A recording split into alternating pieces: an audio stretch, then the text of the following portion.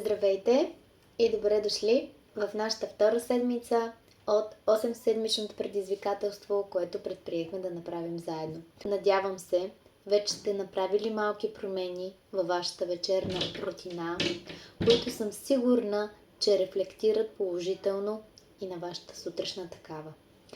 Тази седмица продължаваме с навик номер 2. Да ставаш рано няма да промени живота ти. Това, което правиш след като станеш, ще го направи. Защото ако се събудиш и първото нещо, което направиш, е да посегнеш към телефона, ти вече си изгубил контрол над деня си. И въпросът не е в това дали ти имаш дисциплина, а дали имаш контрол над твоята сутрин. Много хора си мислят, че след като започнат да стават рано, това ще доведе до промяна. Реалността обаче казва, че без ясна структура, старите навици много бързо отново се връщат и изпълват деня ни. Най-често това се свързва с телефон, социални мрежи, изобщо реакция към външния свят, още преди да сме успели да се свържем със себе си. И тук искам да обърна внимание на нещо много важно, което се подкрепя от психологията и невронауката.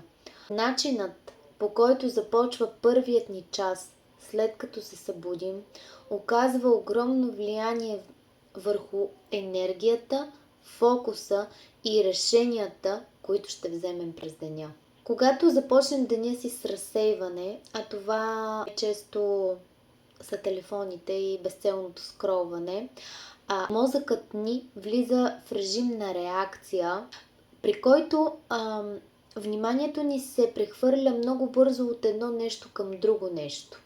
Това естествено намалява способността ни да се концентрираме и много по-вероятно да отлагаме, да се чувстваме претоварени и да губим контрол. От друга страна, когато започваме сутрините си съзнателно, когато няма външни стимули, ние буквално тренираме мозъкът ни да бъде фокусиран, да взима добри решения и да контролира. И естествено това е причина много от успешните хора да имат много добре изградена сутрешна рутина.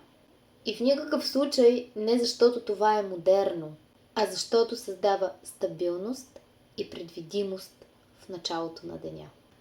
Тук е и момента да кажа, че всъщност няма такова нещо като перфектна сутрешна рутина. Това, което работи, е проста и реалистична структура, която можеш да повтаряш всеки ден, дори в дни, в които абсолютно нищо не ти се прави. И да се научиш да бъдеш гъвкав. Ако в първото видео говорихме за това как да спечелиш своята сутрин, сега въпросът е в това какво правиш с нея. Защото да станеш рано, 1 час по-рано и да изгубиш този час в хаос е равносилно на това, че все едно изобщо не си ставал по-рано. Ако искаш твоята сутрешна рутина да работи, тя трябва да бъде достатъчно проста, за да можеш да я правиш всеки ден, но и достатъчно смислена, за да ти носи онова усещане за напредък. Една работеща структура може да изглежда така, без да е задължително перфектна и дълга. Като за начало и на първо място, първо си дай малко време без външен шум. Това, разбира се, означава да не започваш деня си с телефон, социални мрежи, съобщения, разговори, а да си оставиш едни 20-30 минути, в които да останеш насаме със себе си. Това дава достатъчно добро време на мозъка ти да се събуди и да не влиза автоматично в режим на реакция. След това може да добавиш някакво движение, дори и да е нещо малко. Може да е кратка йога практика, малко разтягане, някаква лека тренировка или дори просто да излезеш и да се разходиш малко навън. Движението сутрин не е само за тялото. То буквално активира мозъка. Подобрява концентрацията и настроението и те вкарва в по-активно състояние за деня. И накрая, включи нещо, което те развива. Това може да е четене, може да е писане, може да е планиране или просто да е време, в което мислиш за целите си. Идеята на всичко това е да започнеш деня си с действие, което изгражда, а не с такова, което разсейва. Не ти трябва сложна рутина от 10 неща. Трябва ти от 2 или 3, които да са последователни, които да ги правиш всяка сутрин, докато не се превърнат в автоматични. И най-накрая дойде времето, в което ще си поставим предизвикателството за тази седмица. През следващите 7 дни не се опитвай да постигнеш перфектната сутрин. Просто да създадеш твоята сутрин. Избери 3 неща, които да правиш всяка сутрин след като се събудиш. Това, например, може да бъде 20 минути без телефон, кратка разходка и нещо, което те развива. Казахме, че това може да е четене, писане или планиране на задачите през деня. И най-важното е да ги повтаряш всеки ден, без да ги променяш, без да ги усложняваш, без да чакаш да ти се иска.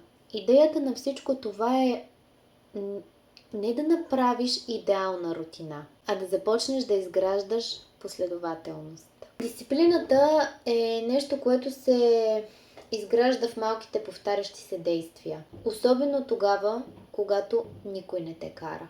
И сутринта е първият шанс за такова действие.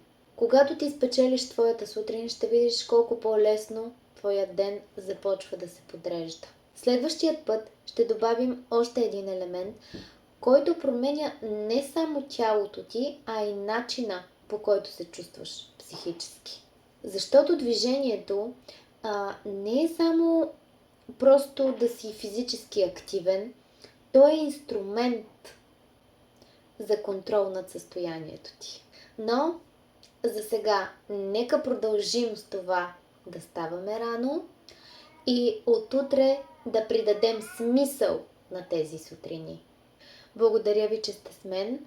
Надявам се предизвикателството започва да ви харесва. Все още сме в самото начало, но повярвайте ми, към края на 8-та седмица вие сами ще усетите промяната, ще усетите разликата и това е само началото. Наистина само началото на един много по-прекрасен живот, защото времената, в които живеем, са изключително напрегнати, стресирани и ние сме тези, които трябва да се погрижим за нашето психическо състояние, за да бъдем по-продуктивни, по-концентрирани, по-креативни, по-балансирани и да приемаме по-спокойно предизвикателствата на деня.